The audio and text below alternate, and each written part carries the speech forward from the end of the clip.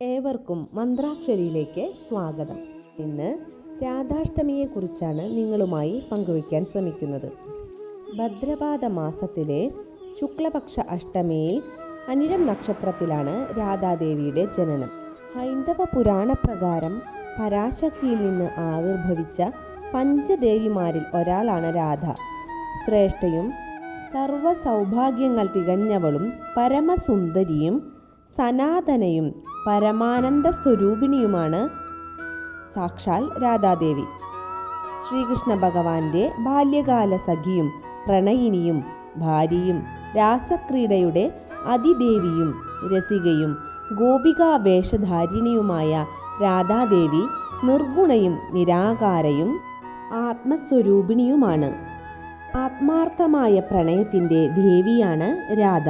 വൃഷഭാനുവിൻ്റെയും കീർത്തിദേവിയുടെയും പുത്രിയാണ് രാധ. വൃഷഭാനുവിന് യമുനാ നദിയിൽ കുളിക്കാൻ പോയപ്പോൾ സ്വർണ്ണ നിറത്തിലുള്ള ഒരു സഹസ്രദളപത്മം ഒഴുകി വരുന്നത് കാണുകയും അതിൽ നിന്ന് കിട്ടിയ കുട്ടിയാണ് ശ്രീ രാധാദേവി എന്നും പറയുന്നു. വ്രതങ്ങളുടെ രാജ്ഞിയാണ് രാധാഷ്ടമി. ഏതൊരു ആഗ്രഹ നിവൃത്തിയും ഭക്തന്മാർക്ക് സാധിച്ചു കൊടുക്കുന്ന വ്രതമാണിത്. ഭഗവാൻ കൃഷ്ണനും ബ്രഹ്മാവും ശിവനും ദേവതമാരെല്ലാം എടുക്കുന്ന വ്രതമാണിത്. ഈ വ്രതം എടുക്കാൻ വളരെ എളുപ്പമാണ്. രാവിലെ മുതൽ ഉച്ചവരെ വ്രതം എടുത്താൽ മതി. രാധികാദേവിയുടെ പ്രധാനപ്പെട്ട നാമങ്ങളെല്ലാം ചൊല്ലാം. പ്രത്യേകിച്ച് ആഗ്രഹമൊന്നുമില്ലാതെ വ്രതം എടുക്കുന്നവർക്ക് ഗോലോകവാസം ഉറപ്പാണ്. ഏതൊരു ആഗ്രഹം സാധിക്കുന്നതിനും ദേവിയുടെ ഈ വ്രതം എടുക്കുന്നതും ഉത്തമമാണ്.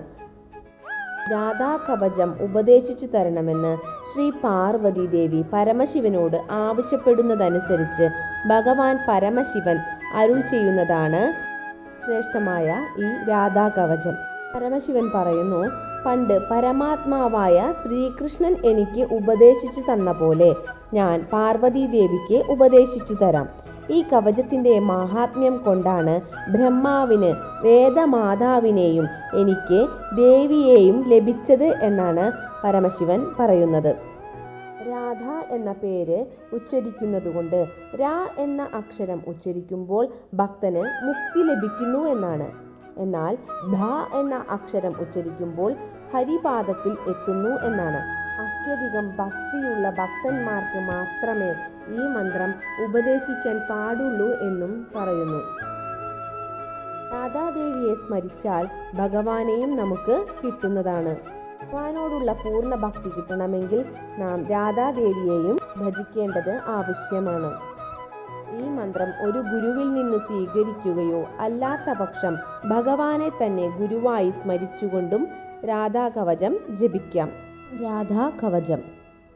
ശ്രീരാധാ മേ ശിരപ്പാദു ലലാടം രാധികാ തഥാ ശ്രീമതി നേത്രയുഗളം കർണൗ ഗോപേന്ദ്ര നന്ദിനി ഹരിപ്രിയാ നാസികാഞ്ജ ഭ്രൂയുഗം ശശിശോഭനം ഓഷ്ടം പാദു കൃപാദേവി അധരം ഗോപികാ തഥാ വൃഷഭാനുസുധാ ദന്താംശ്ചിബുഗം ഗോപനന്ദിനി ചന്ദ്രാവലി പാദുഗണ്ഡം ജിഹ്വാം കൃഷ്ണപ്രിയാ തഥാ കണ്ഠം പാദു ഹരിപ്രാണ ഹൃദയം വിജയാ തഥാ ബാഹുദ്വൈ ചന്ദ്രവദനാ ഉദരം സുബലസ്വസാ കോടിയോഗാന്വിതാ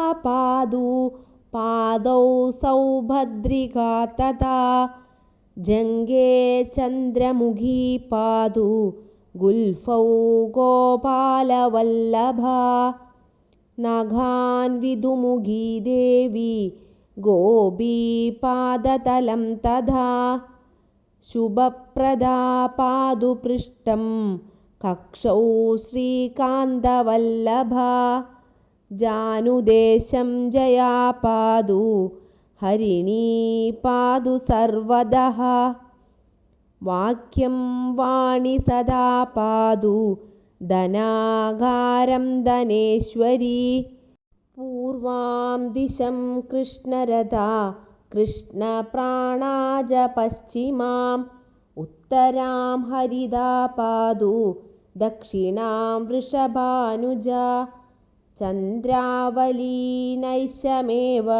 ദിവാശ്വേഡിതമേഖലാ സൗഭാഗ്യദാ മധ്യദിനെ സായാഹ്നേ കാമരൂപിണീ രൗദ്രീ പ്രാതഃ പാതു മാം ഹി ഗോപിനീ രജനീക്ഷയേ ഹേതുദാ സംഗവേ പാതു കേതുമാലാഭിവർദ്ധകേ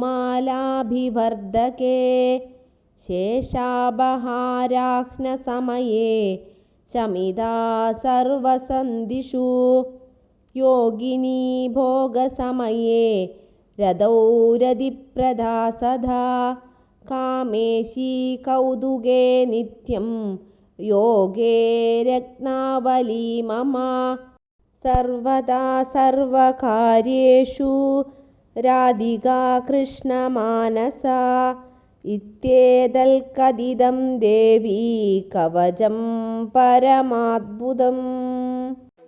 സദാസമയം രാധേ രാധേ എന്ന് വിളിക്കൂ. നമ്മുടെ മനസ്സിനെ പൂർണ്ണമായും ശുദ്ധീകരിക്കൂ. ഏറ്റവും എളുപ്പത്തിൽ ഭഗവാനോട് അടുക്കുന്നതിനുള്ള ഏറ്റവും ചെറിയ മന്ത്രമാണിത്. ജപിച്ചാലും രാധേ രാധേ. ഏവർക്കും ഹൃദയം നിറഞ്ഞ രാധാഷ്ടമി ആശംസകൾ.